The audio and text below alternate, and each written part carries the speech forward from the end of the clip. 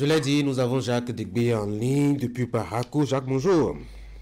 Bonjour Tanguy, bonjour à tous. Alors ce matin, nous allons parler de géoéconomie. Vous nous dites que c'est une géostratégie de l'économie et cela vous intéresse singulièrement maintenant puisque la conséquence d'une réclamation, il faut-il le dire, de plus en plus insistante d'une couche de la population du continent, l'Afrique, aux Africains, clament-ils.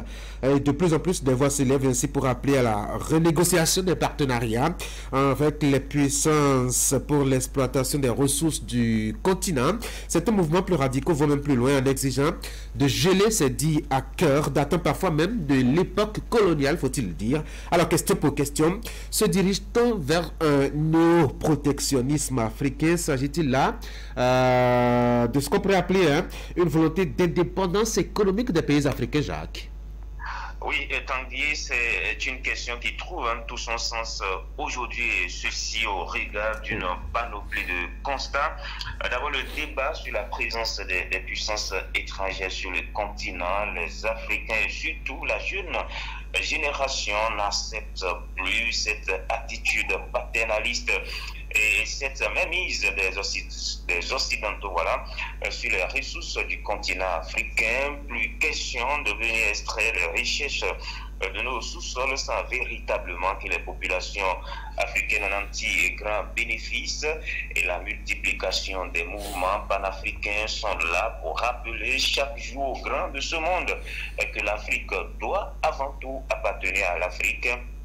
Mais au-delà de ça, il y a aussi des élites africaines, des intellectuels de haut rang qui n'hésitent plus à donner de la voix pour rappeler les dérives d'une mondialisation à sens unique. C'est le cas par exemple de l'économiste togolais Kako Konobuko, pour qui le néolibéralisme ne profite pas à l'Afrique, mais plutôt aux grandes économies. Un constat amer qui pousse l'ancien ministre togolais de la prospective et de l'évaluation des politiques publiques à militer pour un néoprotectionnisme.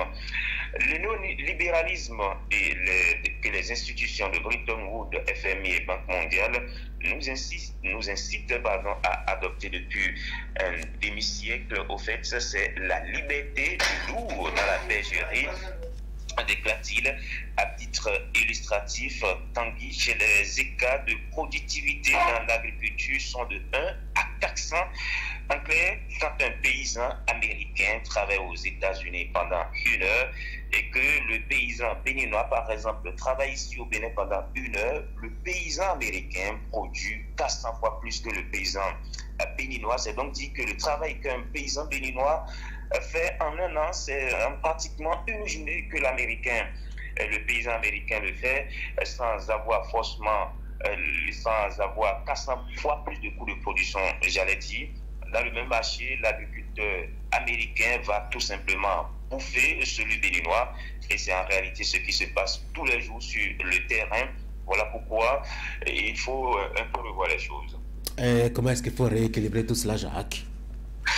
Oui, nous parlons là de néoprotectionnisme. Il s'agit en fait pas d'un protectionnisme radical tel que fermer les frontières ou couper les échanges commerciaux avec le reste du monde. Non, il s'agit, si vous voulez, d'une forme de protectionnisme qui permet aux économies africaines de résister aux grands.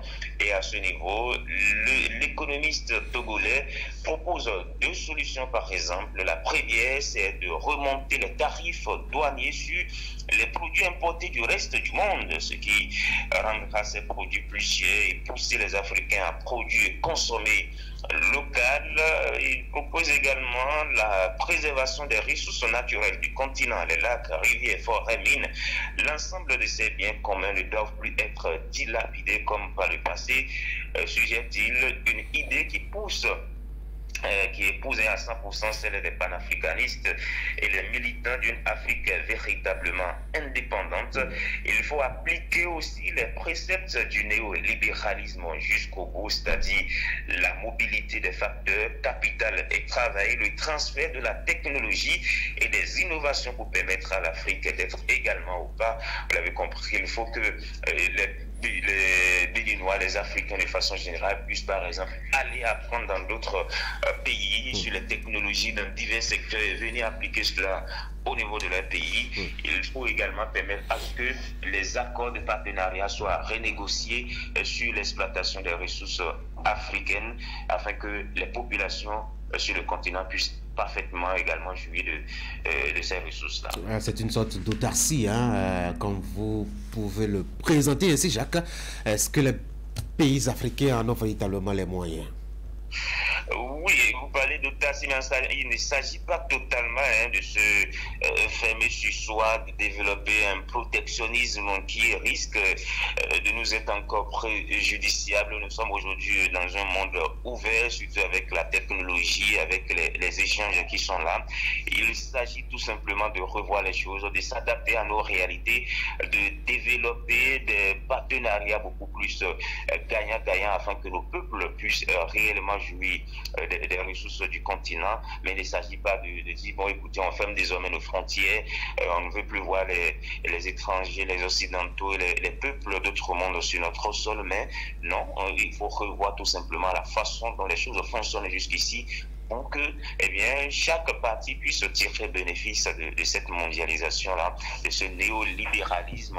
On a vu notre président qui s'est déplacé il n'y a pas si longtemps que ça en Chine avec beaucoup d'accords qui ont été signés. C'est de ça qu'il s'agit désormais, qu'on puisse discuter d'égal à égal afin que toutes les parties puissent sortir gagnantes. Jacques Débé, merci beaucoup. Merci. Passez une très bonne journée. Retour à Cotonou. Mesdames et messieurs, on va marquer une pause maintenant que nous achevons la deuxième partie d'Actu Matin.